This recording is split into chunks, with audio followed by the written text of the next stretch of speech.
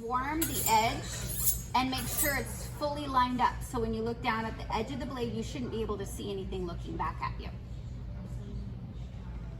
You really don't need to take your knife to a professional sharpener unless you've got a little bit of a roll or some etching, a nick or something inside the blade. We're just gonna untruss between the leg and the thigh and the wing straight down, and then come back towards the breastbone so that we've just released the whole underside of the breast.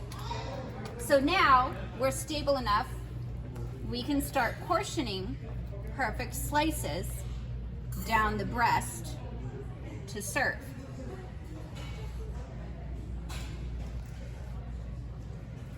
So what knife is that one? This is the Woostock. No, but is it It's a carving knife.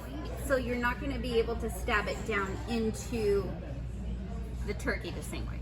You're not going to be able to get around the bones and joints. Yes. So here we have this. We get down to where the breast is almost to the bone here, and then we ask anybody if they want some dark meat.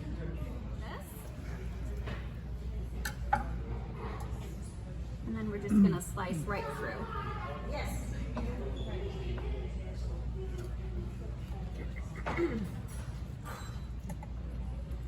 And then you have your wing here that if anybody wants a little piece of this, you can carve this off at the table.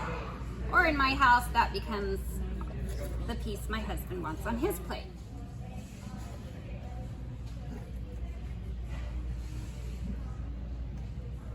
That is still very hot. Dibs. Because you can. That's why I love these.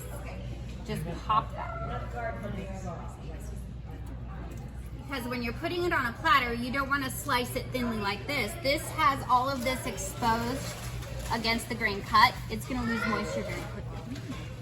So if you're going to serve it on a platter, you're going to pull it like this, and you're going to go with the grain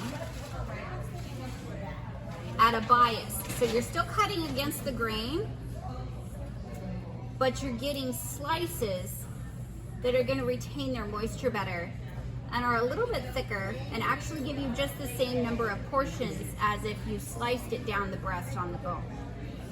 This makes great cubed turkey salad the next day for your casserole and whatnot.